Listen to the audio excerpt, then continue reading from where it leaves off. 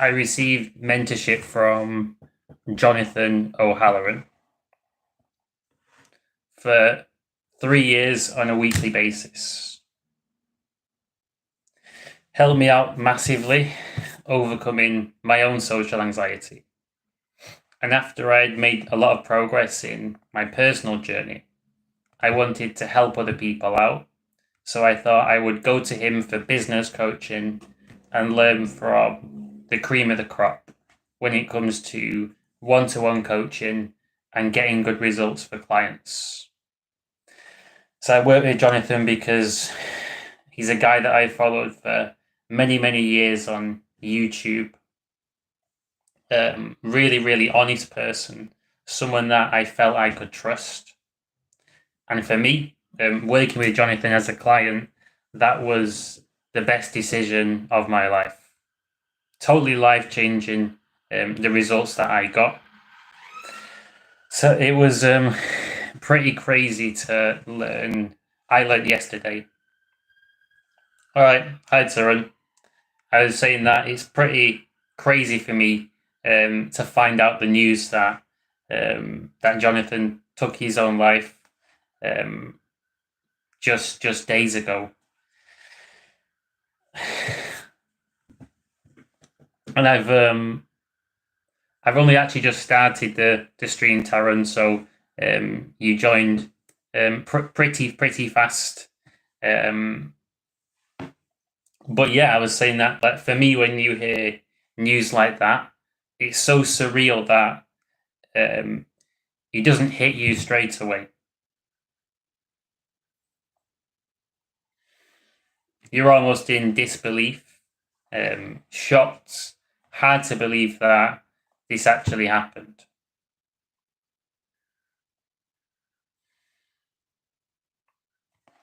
But but what I know is that there's different things out there that people can suffer with that we have no control over. And I know that Jonathan was struggling with chronic OCD.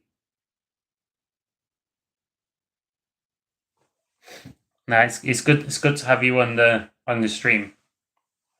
So yeah, I know that he was suffering with chronic OCD, um, and compulsive thoughts that would just loop and not go away. And yes, it's crazy. I emailed him. We had an email conversation last Tuesday, and I remember offering him a conversation, saying if you need to chat, just reach out, and we can talk as mates. Um, but other people's decisions are ultimately they are their responsibility, and there's nothing that you can do about certain people, certain decisions that certain people make. Even though you'd much rather someone not make that decision, you can't control people. And this is just a truth of life. For example, if I decided to jump off a bridge, which I never would, but if I did, that would be something that no one else could possibly control. And what it's made me realize is that I'm super lucky that even though I've been through my personal challenges with depression, social anxiety, different kinds of stuff, I don't have OCD. I'm really lucky that I don't. So yeah, Taryn, you found out 2 p.m. today. Um, so yeah, there's different mental health conditions out there which are pretty much like diseases, and people can spiral into these places, which is pretty scary.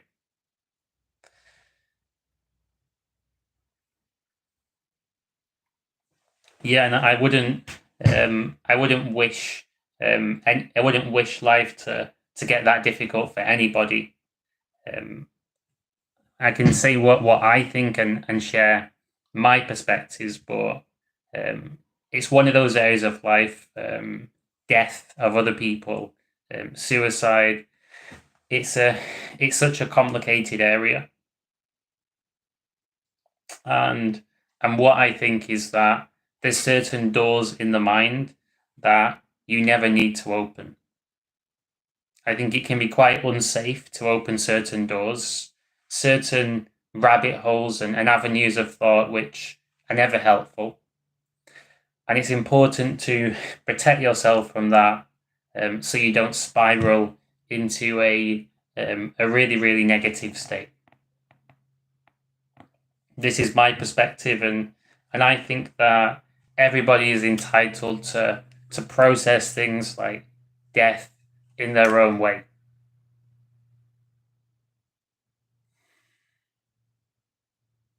So for me, it's still surreal. So it's not fully sunk in. I expect there'll be quite a delayed reaction. So at this point in time, I personally feel I feel shocked by the situation, and I can feel a jitteriness and a stress in my body. But the sadness feels like it's locked away. There's kind of a numbness at the moment, um, but I know that different emotions will come out at different times, um, while I'm processing this information. And a few things that I've always thought is just my personal perspective, and not everyone will agree with it, but this is my way of viewing things. So I think that, um, yeah, we'll be going through those stages of grief, I'm sure. But what I think is in life, there's always curiosity for the future. That always exists. For example, there's going to be some big changes in society. Self-driving cars, AI getting bigger and bigger, space travel becoming more normal. So just to watch the show of life evolving and society, I think that is something that is worth experiencing. There's also an ability that we all have to change our situation. Maybe not straight away. Maybe it takes quite a bit of time, but you can always reinvent yourself in life, do something completely different, and change things up.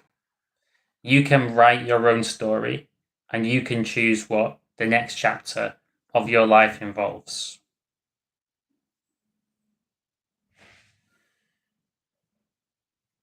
This is a power that we always have in our locker. And I always think that the world's so big and there's so many interesting people in it.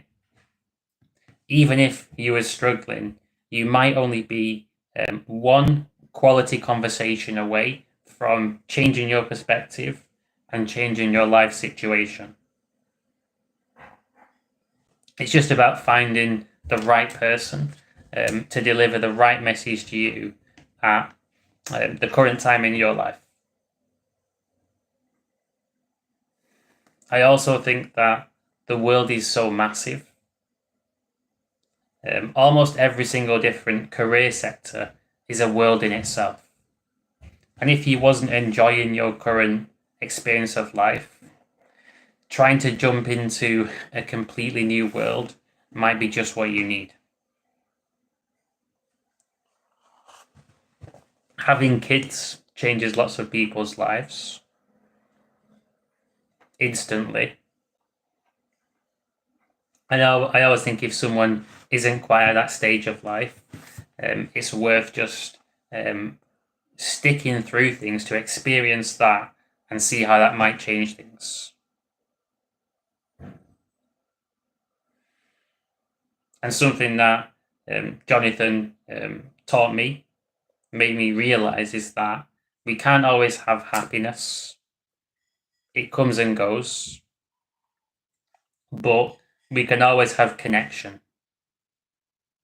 And I think there's something beautiful about human connection. it's interesting, it's exciting, it's interactions that evolve in the way that they're meant to evolve, and someone else that thinks in a way that you don't think, someone else that sees things completely differently. So I think that there's so many different experiences that are possible to have in life. No one experience is completely permanent, and no one experience is going to last for the rest of your life. You might say that, remember in the past, I used to think that there's always a suffering component to life. In the past, I thought that was just the way things were. But then I got to a stage where I was genuinely happy and content, and I experienced a lot of excitement. I was excited for every little part of the day, genuinely happy, felt relaxed a lot of the time. And I had experiences where for 6 months I felt great. And I realized that the past me didn't know that this was possible. So I think that whatever your current life situation is, you really don't know what the future has in store for you. You can try and guess, but you literally don't know. There's too many unpredictable events. And what that means is you might as well just see what happens. Even if you was going through a bad time, why not stick around and just see if things happen to change? And I know that it's easy to say that from an outside-in perspective. And that's the only perspective that you can provide on situations like this. I'm sure it can be completely different from the person's perspective that's really, really suffering in that moment. But I think that when it comes to triggering events in life that are hard to process, don't worry about being selfish and looking after yourself, because you have to process things in a way in which is right for you. And in my case, I asked myself the question, what would Jonathan want me to be like? What would he advise me to do? And I think that genuinely, he would want me to be happy and crush it in life and do a good job of coaching people, put lots of good out there into the world. So it wouldn't be helpful to anybody, me, or the people, to not do that. So my perspective is that he would want me to enjoy life and be happy. And it's all about how you respond to challenges in life. You can't control the challenges. You can only control what you do after a challenge. So I was thinking, well, honestly, what is in my control right now after hearing the tragic news? And I thought, well, his family are going to be suffering at this point in time, and some of his current and past clients will be as well. So I can reach out to these people and see if I can help. And that's why, in my opinion and my experience, it's important to stay strong, even if you lose people in life, because you have more to give when you look after yourself. You're actually providing more value to other people, and you're having a better time. And I don't think it's not disrespectful or wrong to keep yourself in a good place. But yeah, of course, if you hear news that someone that you've been very, very close to for a long time has taken their own life, it's not something you're going to process straight away. It's going to take quite some time. And what I find helpful when there's any event in life that's particularly bothering you, talking about it. So simple, and it's almost a magical power. When you talk about things that are bothering you, you realize that they start to bother you less. And when it's a really big event, I think it's healthy to talk about it a bit, but not too much as well. Talk about it just enough and then switch it up to something more light, something more fun. This just keeps you in a good place whilst allowing you to start to get things off your chest and start to process whatever you have to process. So, pretty crazy. And still at this stage, because I only found out yesterday morning. So it's so surreal that it hasn't sunk in. There's just a numbness to it because it's a little bit crazy. And I've already had several conversations with different people where I've called it out, which has definitely made me feel better. But yeah, it's obviously tragic, and it's hard to understand it. And I think the key is to not try too hard to understand these things. There's always certain doors in life which are best not opened. I'm all for facing social fears, getting confident with people, working on your life, doing a job you enjoy, getting fit and healthy. I'm all for these things, but certain doors in life, like the area of death and suicide and all these things, certain doors are best left shut unless you're around the right people in the right space. You don't want to go down a dark rabbit hole, get yourself caught in a negative spiral. You don't want to do that, and you don't need to do that.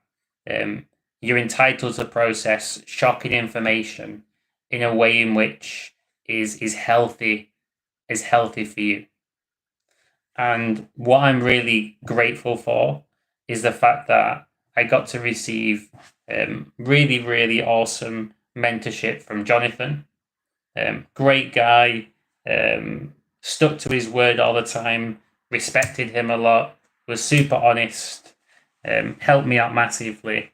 So I can say that he really was a top mentor and inspired me to go down the business route, helping other people out. So I'm grateful that I got to meet Jonathan and get to know him over the years. So I got a lot of value from his teachings, from what he's been through as a person as well. So yeah, I feel that I'll think about the best ways to respond to it, reach out to people who will have been affected by this, and arrange conversations. And yeah, it's sad news. It's tragic, but unfortunately, death of other people is a part of life, and I'm very, very lucky that I have actually a holiday coming up. Just happened to have this holiday on the cards for a while, so a chance to slow down a little bit, de-stress, and something that I notice in myself when if I'm working a bit too hard and there's quite a bit of stress, I get these tension headaches. Back of the neck, I can feel tension, and forehead. And if there's a particularly stressful situation, I notice this tension in these same places. And that's what I felt yesterday as soon as I found out the news. And to me, that's always a great sign. That's my own body telling me to slow down and take a rest. And it is always important to be in touch with your own body and know when it's time to take a break, when it's time to slow down. So what I'm going to do is take a holiday, take a rest, process things in my own way, talk to people about the shocking news, have lots of different conversations, and then think about how I can respond to it, how I can put more good out into the world, reaching out to people he's coached family, etc., and doing the right thing. So I'm going to end this live stream here. Thought it felt right to jump on and do a quick live stream. And yeah, sad news, tragic. And all you can say is that there's certain things in life which you have no control over. Your responsibility is your life, managing yourself and doing what's right for you, following your purpose. And that's really all you can do. So until next time, hope that you have a good rest of your day. And yeah, obviously it's crazy news, and I'm sure that in time I'll process it more and more.